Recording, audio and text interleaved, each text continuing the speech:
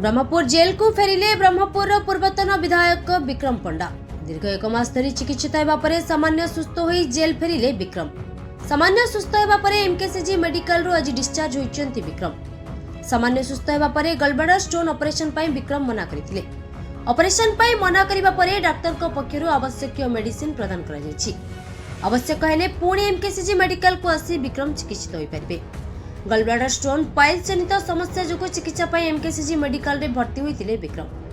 February 17 तारिख रे MKCG medical रे भर्ती होइतिले विक्रम। आईनजीवी पीतवास पंडा हत्या घटना रे गिरफ होइछंती ब्रह्मपुर पूर्वतन विधायक विक्रम पंडा। टिके सुस्थ अनुभव करते तो आप सब जानते जे गलब्लाडर स्टोन थिला कोलिसिस्टेक्टोमी होबार थिला।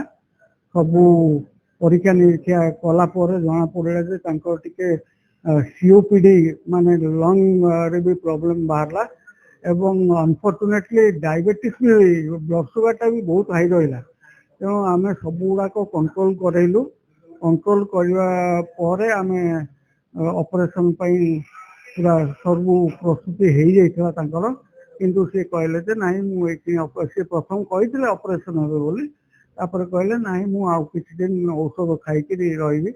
नेचुरली आज्ञा ऑपरेशन को समस्ते टी शंका करते सी बोधे भी शंका करते किंतु जेहेतु कंजर्वेटिव मैनेजमेंट सी रे बोली इच्छा है। तेणु आम कंजर्वेटिव मैनेजमेंट आमर जो कमिटी अच्छी करूँ आम से ड्रग्स प्रेस्क्राइब करदे डाएट भी प्रेस्क्राइब कर सब गुड़ाक नहीं आम कर्तृपक्ष को जन देचु ये इन्सुलिन दिंतु कहीं डायबिटीज ब्लड सुगर बढ़ी जाइए इन्सुलिन नवा पड़ुची। इन्सुलिन हिसाब से दिंतु डाएट गुड़ाक हिसाब से कंट्रोल करूँ बोथ फॉर आप डायबिटीज एवं गलब्लाडर दुईटाक से भाया डाएट दिंतु सी बर्तमान डिस्चार्ज हो गले आम हॉस्पिटल रु कर्तृपक्ष आसिक नहीं गले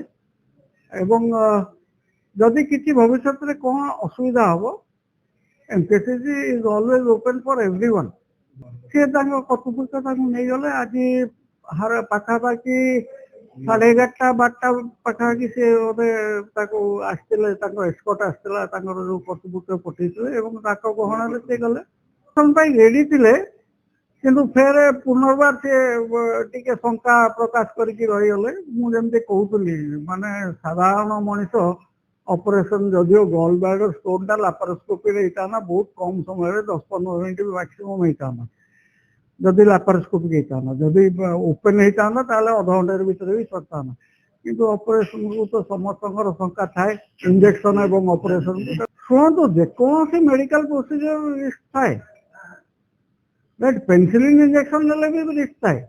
तेणु रिस्क आम कनसेंट नौ कनसेंट न नहीं आम कौन से प्रोसीजर करें आगे किसी सुस्थ अनुभव कर गले कि असुविधा हुए भविष्य में आमर मेडिकल कॉलेज सब उन्मुक्त जेकोसी रोगी आमर गोटे कमिटी होता आज्ञा with surgery general gastrointestinal surgery anaesthesia medicine endocrinology सब प्रकार विशेषज्ञ थे कमिटी।